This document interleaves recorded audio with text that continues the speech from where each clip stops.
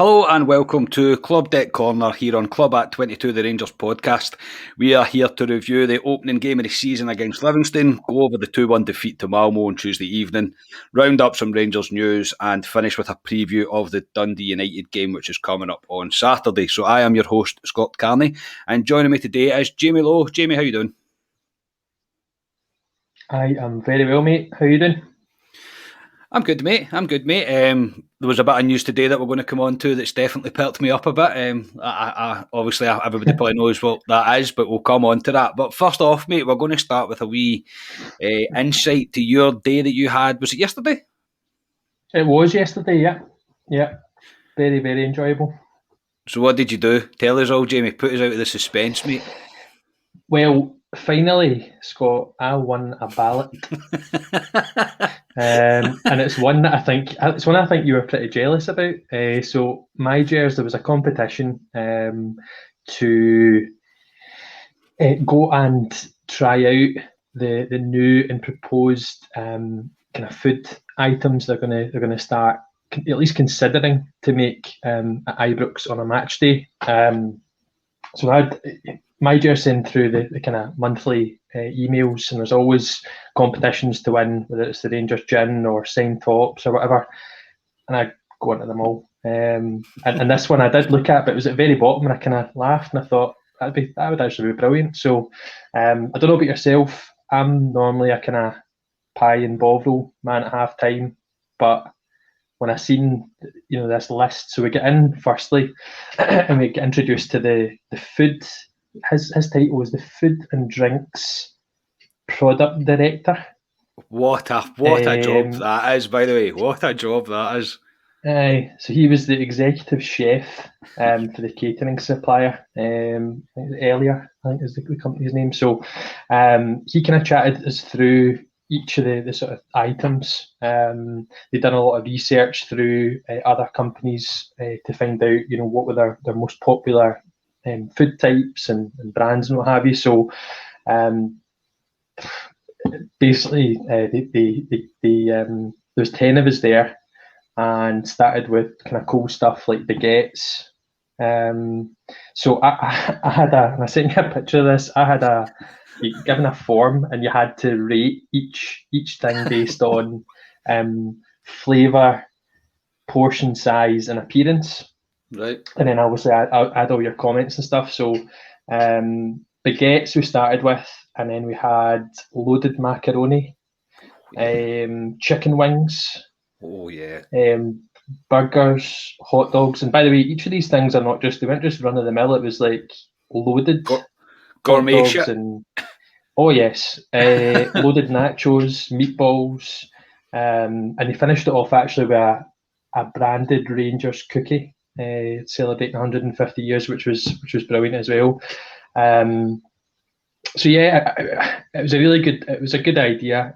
Really good day, a good way to engage fans. Of course, they're getting feedback from us based on these items and whether we thought they'd be a good addition rather than just the run of the mill stuff, and whether it's pies and burgers or what have you. But it was a good conversation, because it wasn't just kind of feedback about the food. It was a match day experience, and there's talk about, I know they've brought out an app recently, and there was mention as well about them trying to get card transactions, whether it's contactless. Yourself, you'll only be able to use cash at the moment at the kiosks.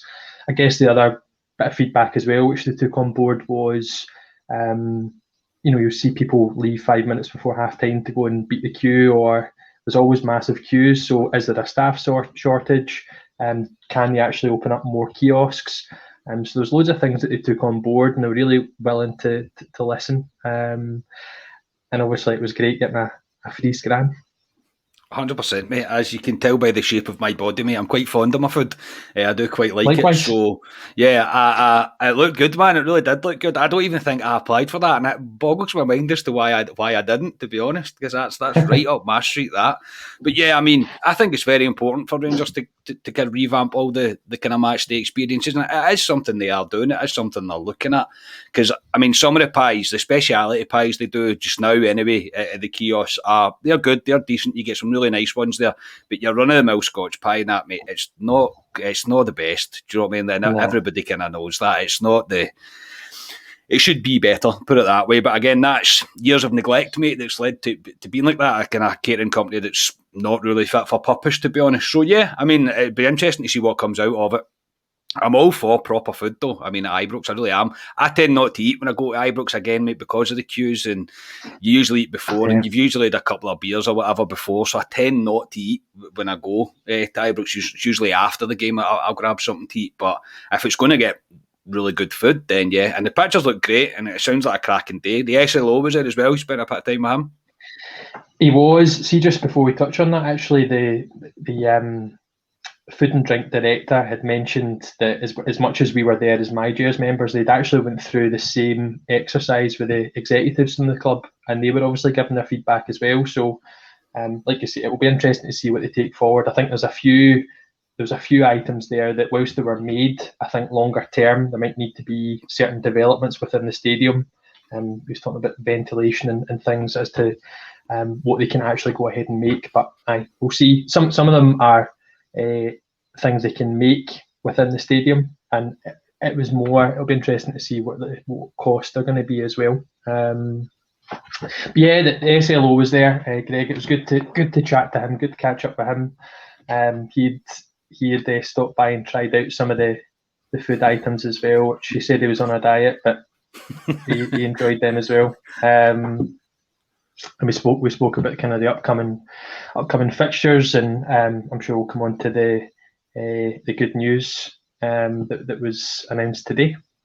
Yes, yeah, but it sounds like a cracking day, mate. So it's good to see that the club are still looking into improving all aspects of the matchday experience, because it's long overdue. I think there's so much potential at Ibrox. We spoke about this before. There's so much potential there to make the matchday experience easily one of the best in Scotland, if not Britain, for that matter. So, yeah, good to see. And I'm jealous, mate, that you managed to get a free scran. No, I didn't. Oh, that's cracking food. But anyway, mate, we'll move on. We'll move on to a quick roundup of the games over the past few days or so. We'll start with the Livi game. So a goal from Hadji early in the first half, 2 goals later on in the second from Scott Wright and Kamar Roof sealed 3 points for Rangers on the open day of the season. Not the best performance by a long way, but for about 20 minutes, it was really from about 20 minutes till about until we scored the second goal, really, is when there was just not very much in the intensity or tempo within the game. But saying that, job done, off to the best possible start you could hope for. What was your thoughts on the game, Jamie, and what was it like being back in Ibrox, mate? Yeah, firstly, just so pleased to be back. You can tell by the smile on your face there, mate, how pleased you are. I'm just thinking back. Saturday was just a brilliant day, but obviously, I mean, our pod's called Club Deck Corner. I think that's the first time all 4 of us have actually sat in the club deck, so that was special. My season ticket's obviously in the main stand, so I'm not used to being as high up as that. So it was good to get a bird's eye view over the. Saying that, you were high up, but you were like 4 rows for the front or something. You were row D or something. That's true. That's true. Aye. Cracking seats though, aren't they? They are cracking seats. Very, very, very good view. Good view. I think that's very similar to where Scotia and Ali sit normally. I think there may be a couple of rows back, but yeah, excellent to be back. And like you say, touching on the actual game, excellent finish from Hadji to start. Really good start. Really composed and taking that cross in, kind of dummying a shot and smashing it into the roof of the net. It did start to get frustrating after that, as you'd expect. Livingston obviously sat in and really frustrated us. Obviously, you and Ali done a post-match in the Viceroy afterwards, and you spoke about Kent dropping back and a lot of players kind of dropping in deep to pick up the ball, and that was evident. But no, it was still convincing if you think about the game overall. Whilst the longer it went on, 1-0, you're obviously naturally going to be worried that we concede a late goal or we turn over possession. But overall, a really good first game of the season and getting the league campaign off to a good start. Yeah, I said it on the post-match that by the law of averages, Livingston were due to get a chance. They didn't really get a chance though, and I think we were all kind of desperate just to get off to that best possible start, and the second goal did come at exactly the right time. Look, I mean, it is what it is. To say that we are still building up to kind of full match fitness. Again, I don't want to be too critical. I think the crowd fell a wee bit flat. Just it kind of reflected on the way the play went on the park, and that's natural. That's the way things happen. Do you know what I mean? And I mean, to get out there with three goals, clean sheet, you're off to the best possible start, and obviously it was made even sweeter on Saturday night by a certain other score. So you really can't ask much more of the team. Scott Wright's goal was an absolute peach. I mean, it really is an absolute great goal. He was excellent when he came on. Obviously, disappointed to see Hadji coming off injured, and I think we obviously seen the extent of that one not being, he never featured the other night against Malmo.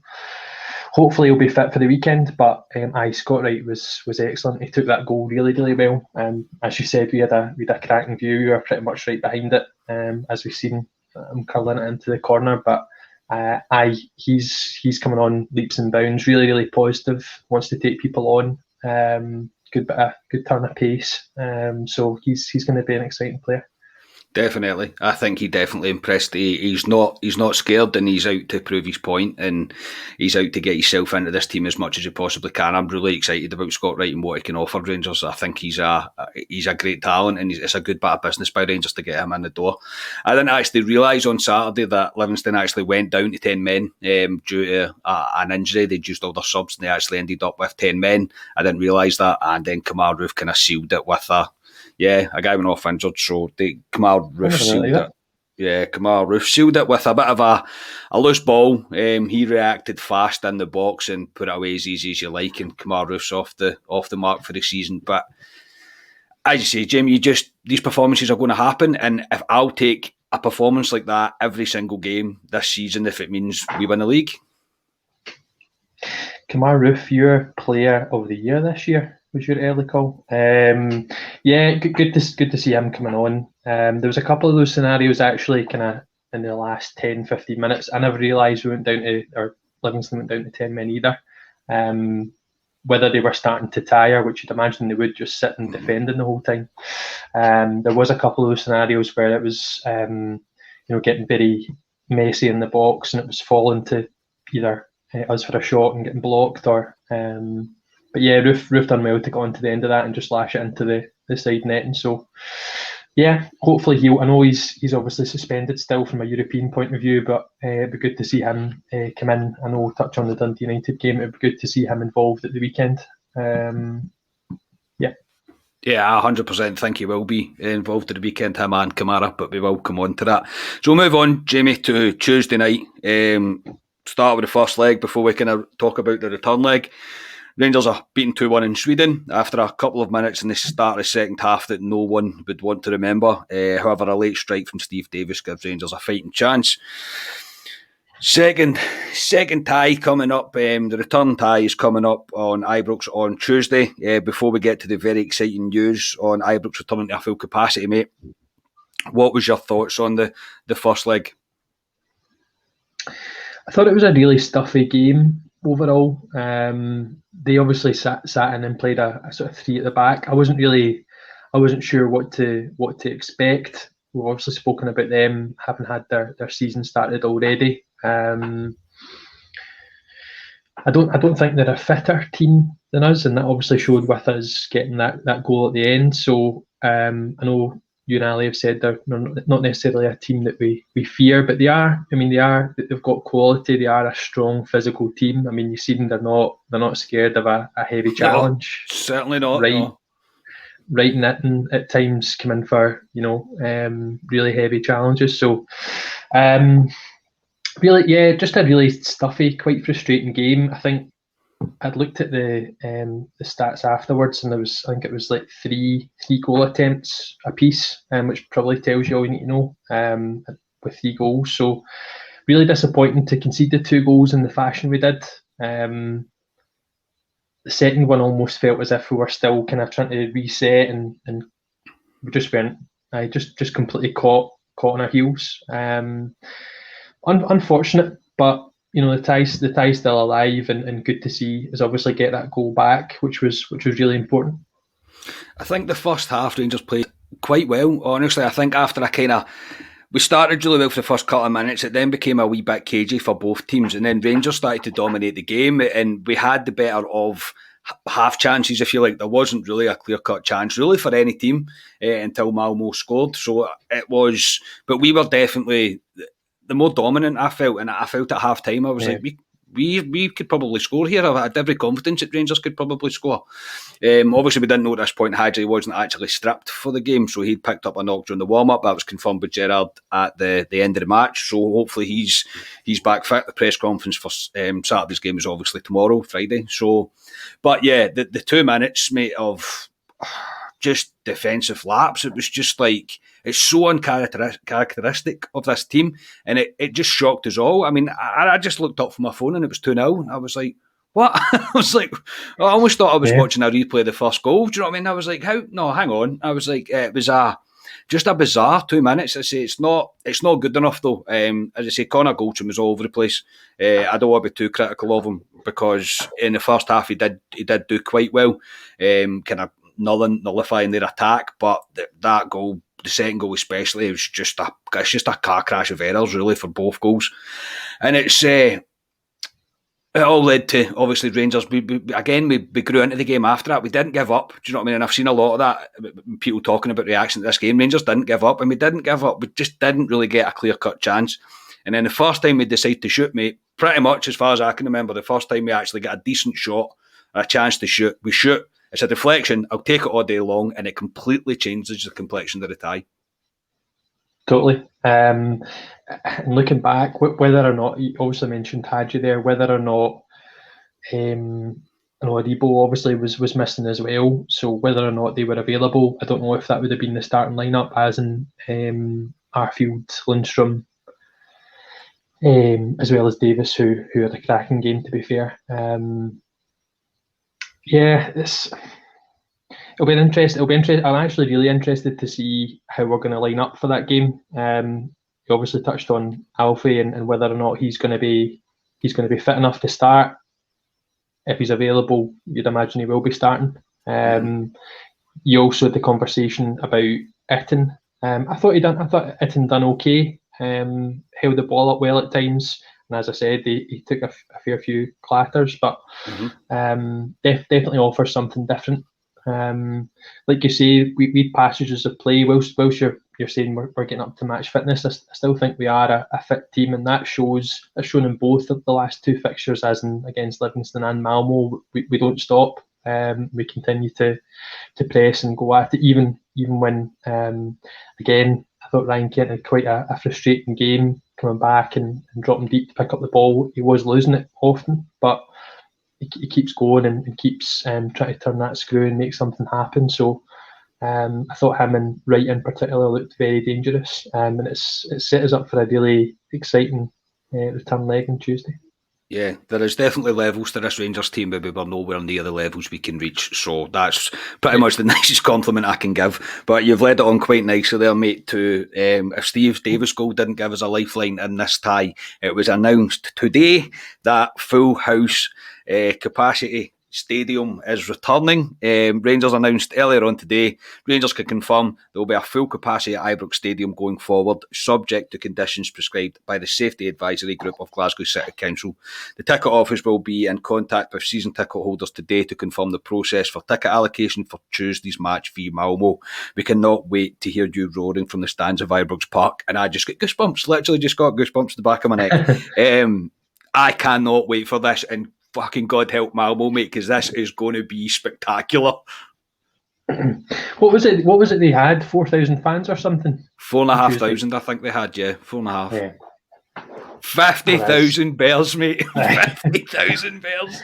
It's going to be a wee bit different. I'm absolutely buzzing for that. We actually need to get a plan for that. As in us, we need to plan what we're doing. But yeah. as we just said, the tie is very much alive, but it's going to be massive for the team. Obviously, the players, you could tell the players loved having the fans back in on Saturday. And that was 23,000. So you can think about the atmosphere and the noise that was created with the goals going in. Like, European nights are they're totally different. Ain't seen nothing yet. They ain't seen nothing yet. I'm telling you, this is going to be this is going to be loud. I've got no real doubt about that. This is it's the best possible outcome for Rangers. It really is. I mean, I know some of these players haven't really played in front of a full house at Ibrox. Some of them have, some of them haven't. But they are going to know exactly what we're all about on European nights, and we will roll this crowd on. As I said, roll this team on. I think it's going to be, it's going to be magnificent, mate. I didn't think this was going to happen. I'll be completely honest. I thought, no, we're not going to get a full house. But I mean, we've got to feel confident now.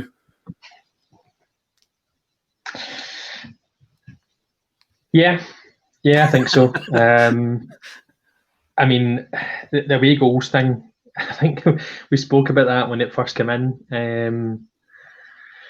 I think it's the same for everybody, right? But we're obviously really pleased to nick that away goal. But we score that first goal next Tuesday night, and just imagine the noise that's going to come from the ground, and just obviously willing the team on to go and score again. As I said, I think Malmo are a very capable team, right? They've got quality. They are very physical. But I'm hoping, by the time Tuesday comes around, we've got an even stronger available squad. I think that was the only thing about Tuesday is when Gerrard looked around to obviously strengthen things, he had quite a few young boys there, as opposed to our usual sort of strength and depth to choose from. So, I think we'll do it.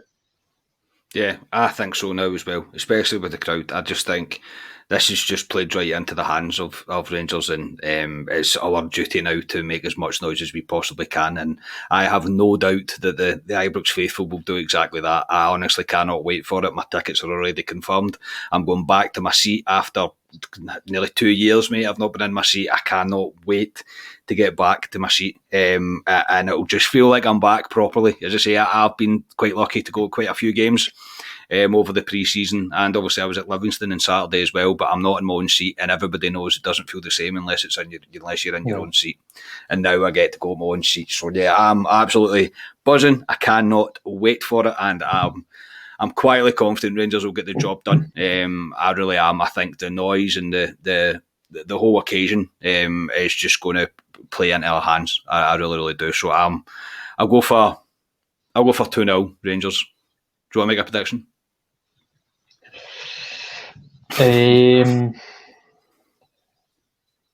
I'll go for 3-0. That's fair, mate. That's fair enough. But yeah, as I say, bring it on. Literally cannot wait for it. So bring it on. I think it's an 8 o'clock kickoff. Am I right? 8 p.m. kickoff. Yeah. So yeah, let's go for it. So from a high to a bit of a low, or a kind of circus show, that is the SFA Cinch debacle that's kind of ongoing with Rangers just now.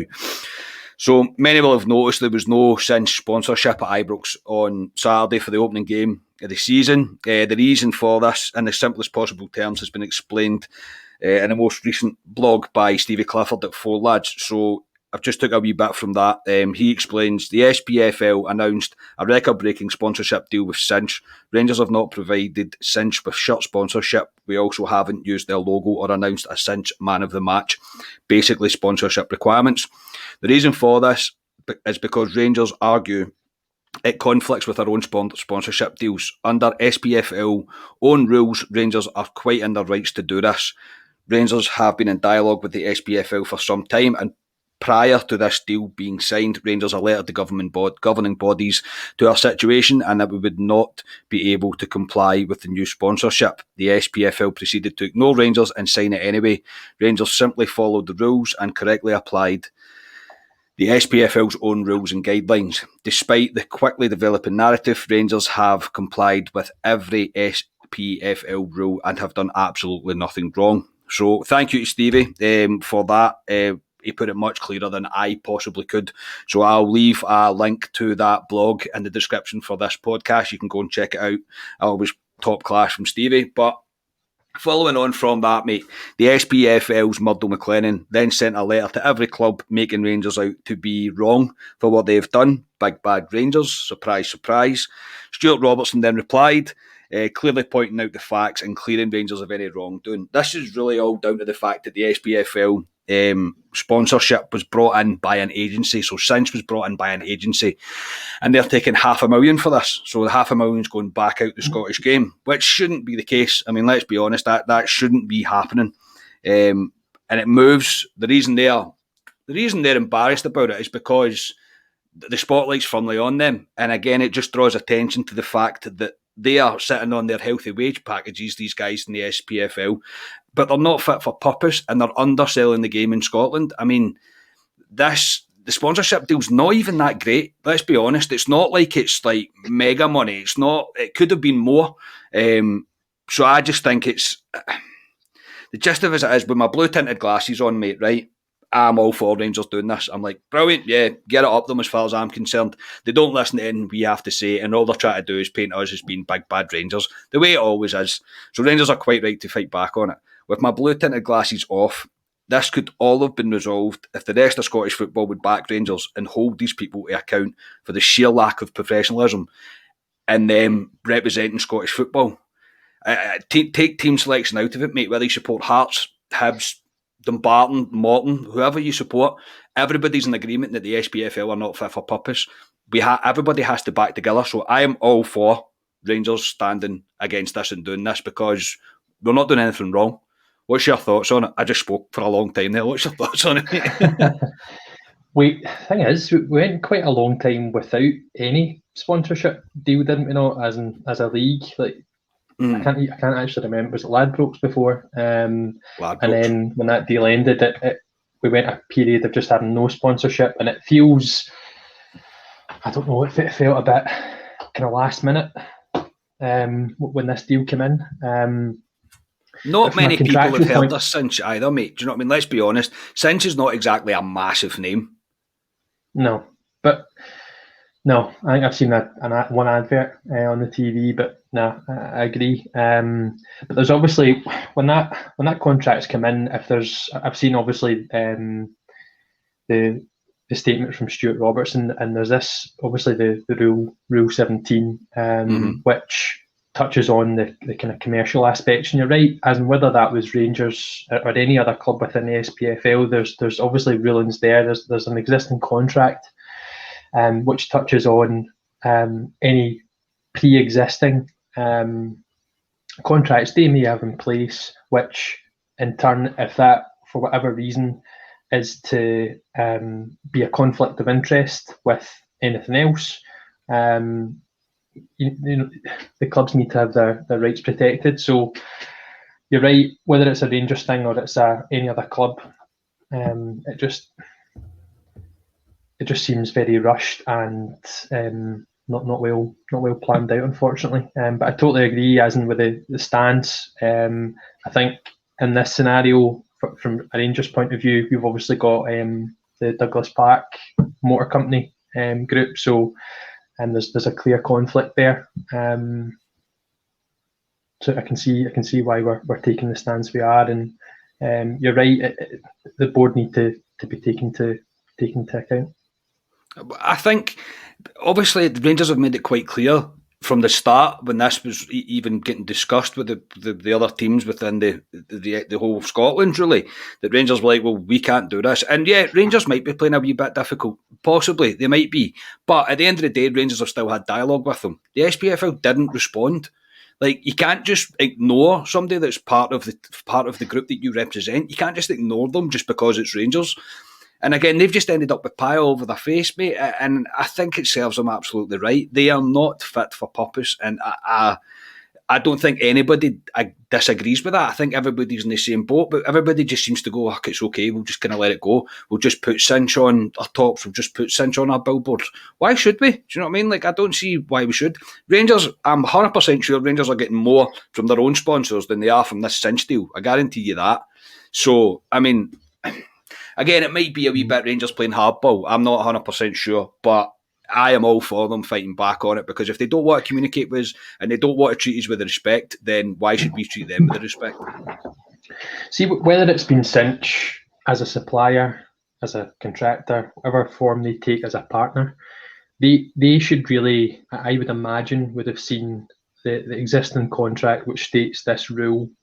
So they would have been aware that there's a possibility that there could be clubs that don't agree to whether it's the branding in the stadium, branding on tops, branding on whatever. This would exist within the existing contract. So I guess there's a couple of feelings. It's the SPFL, but Cinch, I guess, as well, have agreed to it on the basis that this clause is here, it exists, and there's a possibility you'll have not only just one, but you could have all clubs that have got a conflicting interest. So therefore, they might push back on it. It just feels a wee bit amateur. It's just a wee bit, mate. And the fact that they've had to bring in an agency to do it, it's just embarrassing. I mean, it really is. They're taking $500,000 out of it to do this. They could have employed somebody for, I don't know, $100,000 a year even. I don't know. Some sort of commercial director could have done this. I don't understand why an agency had to be brought in that takes even more money out of a league that's not exactly flush, mate, considering who our direct neighbours are. Do you know what I mean? So, yeah, I think Rangers are quite right to take this stance. I think there's probably a wee bit more to run in it, but I wouldn't be expecting to see Cinch anywhere near Ibrox anytime soon, I don't think. So we'll move on, mate, because we could just rant about the SPFL all night. So we'll move on to transfers. Just a quick transfer roundup. So George Edmondson and Jordan Jones exit stage right. Transfers in Juan Allegra, has the Colombian boy he's playing in Finland just now. Again, he's been linked. He's been strongly linked. And Joey Veerman is not going to Feyenoord, as far as I can see, with a rejected offer from Heerenveen. It was a cash plus player deal, apparently, according to Main Street Media. Jordan Edmondson and Jordan Jones, I think that's the most expected two exits you were looking to see this summer, mate. Yeah, I wasn't expecting really to see them. We spoke, obviously, the pre-season games. We thought there was a number of players, those two in particular, who were almost in the shop window. It's felt like the writing's been on the wall for a while with both of them. Jones, but both of them, to be fair, had a good bit of ability. I thought they could have been good squad options.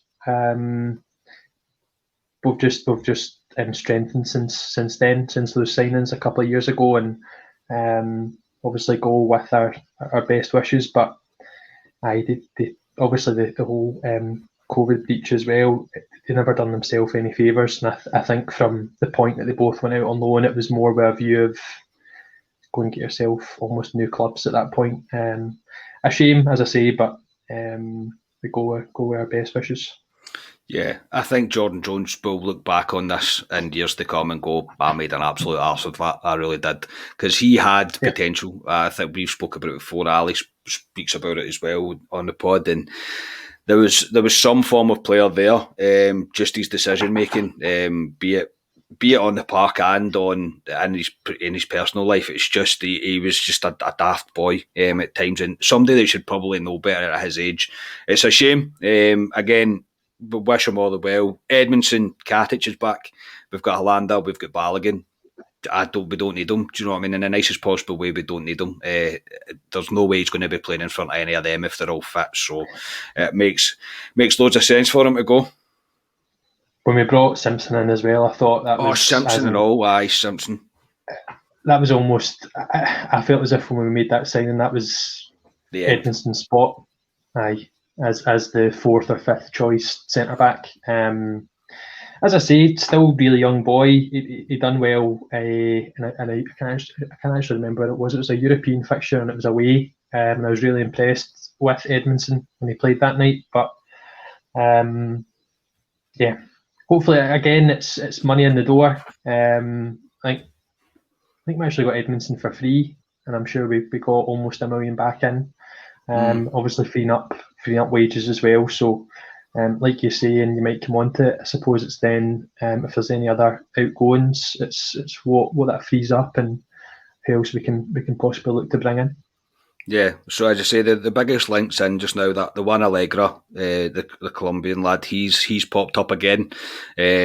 I don't know if it's just an easy link to make for the fact that he plays in Finland and he's Colombian, and we've done that before, mate. I really don't know. And the Joey Veerman one as well. He's obviously not going to Feyenoord, so I don't know anything about Juan Allegra, mate. I'll be completely honest, but if he does half as well as Alfredo, I'll take him. I'll be honest. I don't know an awful lot about him either. Apart from I think he's 19, so still a very young boy. Yeah, I don't know an awful lot about signing. I seen something as well about it possibly being a B team signing, but I think that'd be a first team addition probably. The Veerman one. Do you know how much? See that you were saying there about the Feyenoord offer. Do you know how much it was, as in monetary terms now? All the report said is it was a rejection for cash plus player deal. So I would imagine they've probably offered like about £3-4 million player and then put a half more on top of that. I would imagine. I don't know, but yeah, but it doesn't look like it's happening anyway. But I mean, he's a boy we spoke about. He's an exciting player, and I don't think Rangers will be. I think we'll try and chase him, obviously, but I think it's only if the price is right now, because I still think we're in the position where we need to definitely get Champions League football in the group stages or sell a blue chip player before we make a signing like that. Yeah, I totally agree. The lure of European football is going to open the door and make those type of players available. So again, it's another reason why next Tuesday is so really, really important. Yeah, and then we've seen rumours today that Glenn Kamara is possibility signing a new deal with Rangers. No, I don't think this means that he's not going to leave. I just think this means if you want him, you're going to need to pay top dollar. I think it makes perfect sense for Rangers, and it probably makes perfect sense with Kamara in case a deal doesn't transpire for him. Yeah, this is. I don't know. Again, I don't know where his current contract takes him up until. But two years, I think he's got left. He's got 2 years. Right. Okay. I totally agree. You need to sign him up again. Obviously banned, but he especially turns up in European fixtures. So I thought we really missed him on Tuesday. So yeah, no, I would whether it's being business savvy and making sure that if bids come in, they're going to be for top money. Fair enough, but I really would love to keep Kamara. I know we've spoken about our kind of more sellable assets. He is one of them, but it's because he is genuinely one of our best players. So yeah, I'd love to keep him. Yeah, he's genuine European class, mate. He absolutely is, and everybody agrees. It's not as if, again, with just the blue tinted glasses, we're blowing smoke up his arse, mate. He's absolute class. He really is, and yeah, I would love to keep him. I really would, but we'll see what. As I say, I don't know what this deal. A lot of people are like, "Oh, Kamara's going to sign a new deal means he's staying." No, it doesn't. It just means that if somebody's going to want to buy him, they're going to need to pay the top dollar for him. It makes perfect business sense. It really does. But I think the day will come where Kamara leaves. But again, this could all be down to whether we get European football or not. It really is one of the ones that we're going to just need to see what unfolds with it. In terms of that, mate. Do you see any more exits? Do you see any more coming in? Do you think Rangers need to still be looking? What's your thoughts? Yeah, because your man Barker's still in the books, so so he is. God, so's Jake Hasty as well. Get them away, man. there's a couple, and it's whether or not I'd imagine there will be offers coming in, but it's whether or not. So even Jones, I'd read there was a couple of loan offers. So I think, whilst the squad's still as big as it is, I think the ideal is for these guys that are on the fringes to actually get them out on a permanent transfer, get their money back in the door for fees we've paid, as well as getting off the wage bill and free up space to bring in. The Veerman Simon's still one, like you say, that's not really going away, and one that would be good to see. So yeah, I do still see us at least bringing in another one. It's going to depend on. It goes back to your point about the blue chip departure, if you will. If one of, whether it's Kamara or Morelos goes, they will 100% need replaced. So, yeah. What do you think? I think yes, mate. I think I would agree with you on that. I don't think it's done yet, put it that way. I'm not 100% sure if I think somebody is going to leave, a blue chip player will leave. As I say, I think it all rests on, and I could be making up situations in my head here, mate, for all I know, but I think it all rests on European group stages, Champions League group stages. I think if we get that, I don't think we're in a great rush to try and get rid of people. I do think players like Barker, Middleton possibly, Hasty. I mean, if they're not going to be Rangers players, we might do loan to buys. I don't know. Try and get them out the door, but I don't think they're really going to feature anymore. Especially, I mean, Barker and Hasty. You've got Scott Wright in there now. I mean, there's not a competition in my opinion. There really isn't. I've said that a million times. I cannot understand why Brandon Barker plays for Rangers, but I think it all depends. It really does. I agree. If Morelos goes, there has to be a signing. There has to be a proper signing. And Kamara, I think it's Veerman. I think that's pretty be what would happen. I can't disagree with what you're saying, mate. But I think, mate, we could be sitting here saying it's Kamara or Morelos, and it might not even be Kamara or Morelos. It goes. It might be somebody else. Do you know what I mean? You don't know. I know.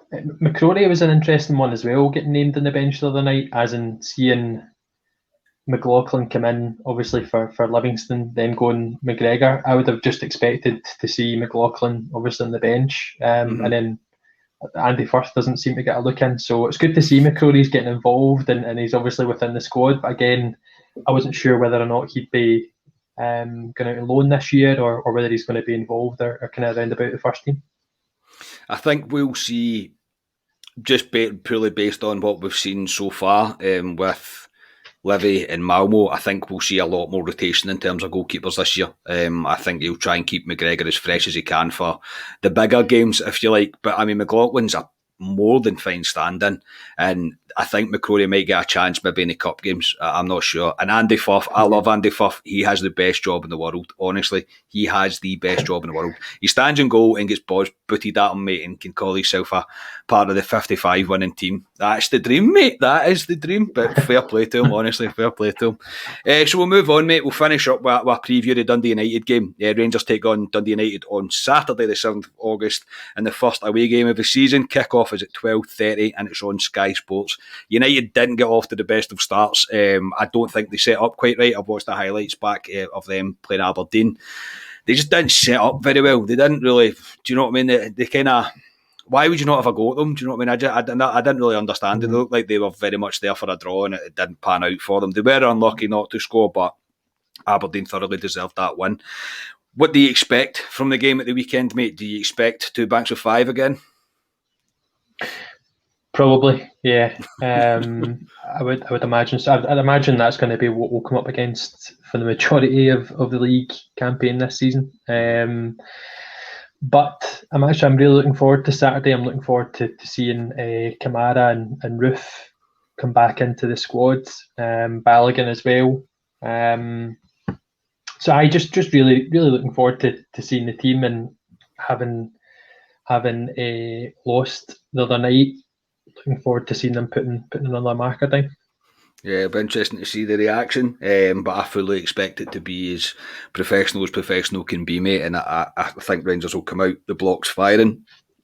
So what do you think of the first team, mate? This is our the first team prediction of the year.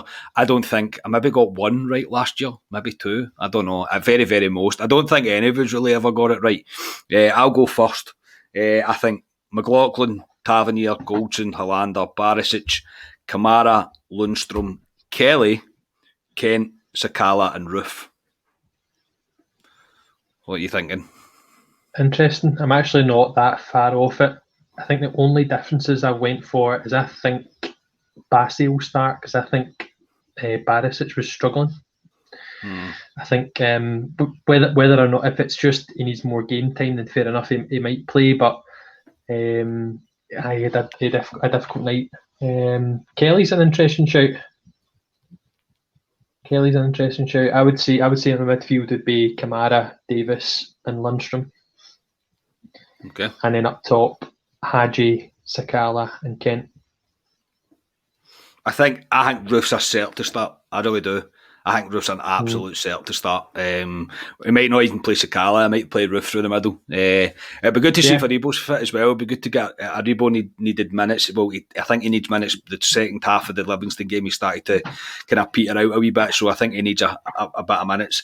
I think as well with the kickoff being at 12:30 and the fact that we're playing at 8 o'clock on Tuesday at Ibrox though in Glasgow, I think we could see a few of the bigger names, if you like. I hate saying that, but the kind of bigger names, I think they might still get game time.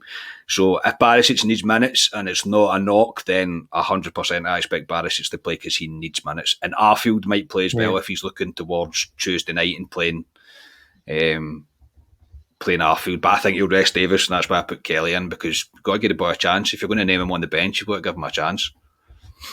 Yeah, true. We'll see, mate. We'll see. Score predictions, mate.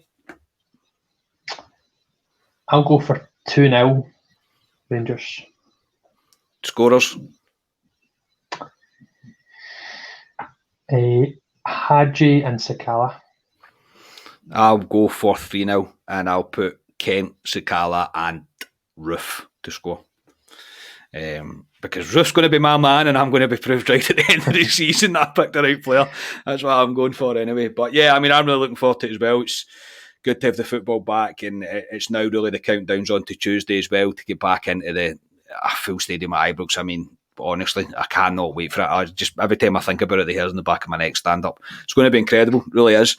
So that'll do us for tonight, mate. Thank you very much for your time, Jamie, and I will speak to you on Saturday. I think it might be me and you for the club reaction on Saturday, mate. Cool. I'm looking forward to it as well. Big game to turn things around, obviously after the disappointing result, but I'm really looking forward to it, and I'll speak to you then. Yeah, me too, mate. You always look forward to Rangers playing, don't you? You really do.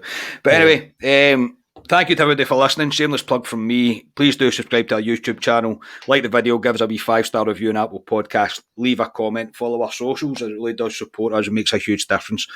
Always share and like any way you can as well. As I say, it really does help support us, really helps us get out to as many bears as possible. So that's us. Thank you for listening. As I said, we'll be back on Saturday. I think it's going to be me and Jamie, so we'll be with you at some point after the Dundee United game. Until then, we are Club at 22, the Champions podcast, and I'll speak to you all next time. Cheers.